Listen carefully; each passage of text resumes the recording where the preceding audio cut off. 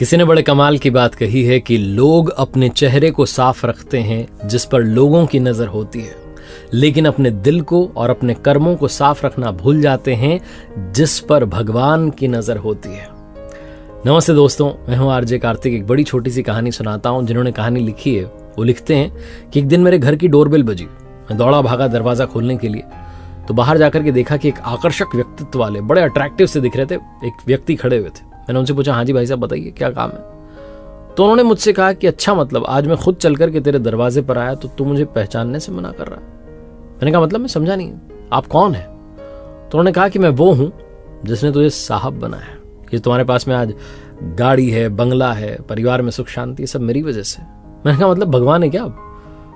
तो उन भाई साहब ने कहा, हाँ मैं भगवान हूं। तू कहता था ना नजर में रहते हो लेकिन नजर नहीं आते, तो आज मैं नजर आ गया हूं। आज पूरे दिन तुम मुझे देख सकते हो, सिर्फ तुम ही देख सकते हो, कोई और देख नहीं पाएगा। मैं पूरे दिन तुम्हारे साथ रहूंगा। मैंने कहा है सच में? ऐसे मजाक मत करो। बोले हाँ सच में, मैं सिर्फ तुम्हें दिखाई दूंगा। मैं उनसे बात कर ही रहा था, तभी मेरी माँ ने अचानक आवाज दी, अरे क्या कर रहा है, दरवाजे पर अंदर आ, कोई भी तो नहीं है वहां पर। मैं घबरा गया, सहम गया कि क्या हुआ, माँ को दिखाई क्यों नहीं दे रहे। बिना देरी के अंदर आया। अंदर आकर मैं सोफे पर बैठा तो देखा पास में भाई साहब बैठे हुए थे। मैंने कहा तो सच में भगवान ही है। और तभी माँ चाय लेकर के आ गई। मैंने जैसे ही चाय की पहली चुस्की ली, मेरी आदत थी चिल्लाने की, मैंने कहा माँ ये कैसी चाय बना दी, इतनी चीनी है। और तभी मैंने देखा कि वो मुझे देख रहे हैं, मैं उनकी नजर में हूं। अचानक से मुझे लगा कि भगवान के सामने भगवान क्या सोचेंगे कि अपनी माँ को ऐसे तेज तेज आवाज में जो है बोलता है, इतना गुस्सा करता है माँ पर। मैंने फिर प्यार से माँ से कहा कि माँ ठीक है, अच्छी है, मैं पी लूंगा। उसके बाद चाय पी ली, उठ करके जाने लगा नहाने के लिए, तो वो पीछे पीछे आने लगा। मैंने कहा अरे यहाँ तो बख्श दो, मुझे तैयार होने दो। तैयार होके आया पूजा पाठ के लिए, तो वहां पर भी मेरे साथ थे, मुझे ही दिखाई दे रहे थे।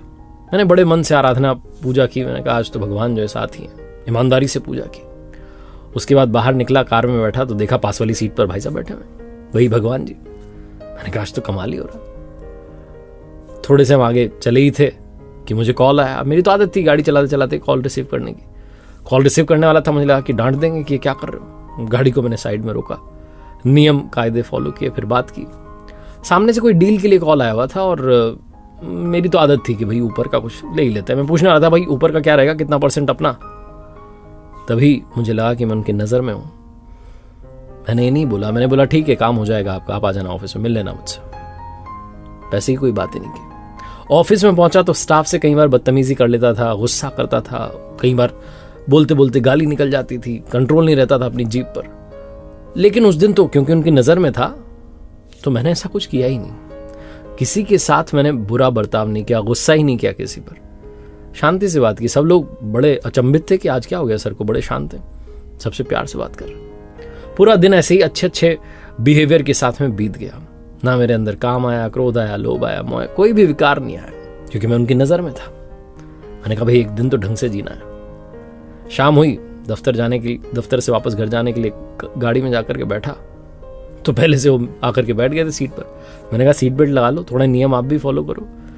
उन्होंने सीट बेल्ट लगा लिया। हम चल दिए, घर आए तो डिनर तैयार था डाइनिंग टेबल पर, माँ इंतजार कर रही थी।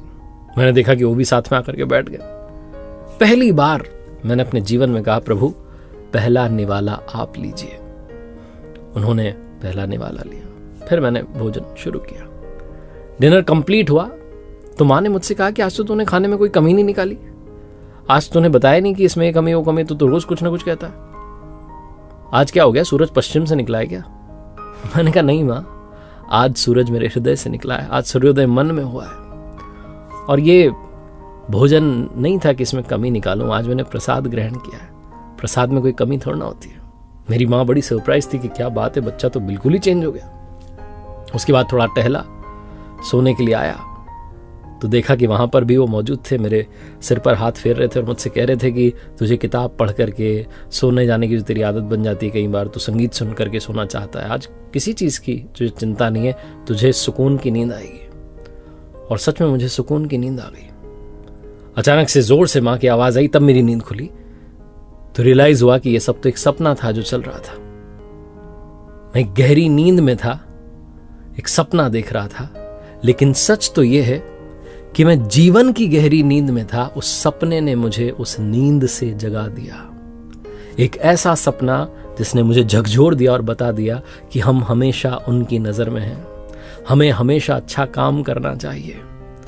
सच में हम गहरी नींद में सो रहे होते हैं, विकारों से घिरे होते हैं। वो एक ऐसा सपना आ जाए ना जो आपको नींद से जगा दे, बस उसी की आवश्यकता है। और ये कहानी वही सपना है। याद रखिए, आप हमेशा उनकी नजर में हैं।